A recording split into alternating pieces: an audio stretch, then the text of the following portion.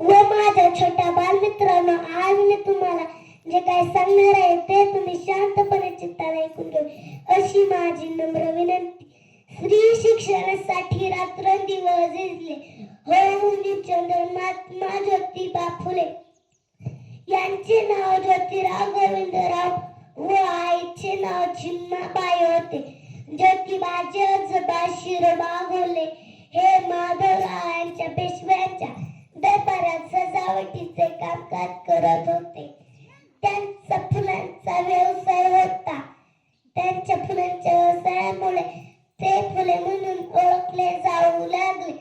त्यांचा विवाह वयाच्या 12व्या वर्षी सावित्रीबाई फुले यांच्याशी झाला.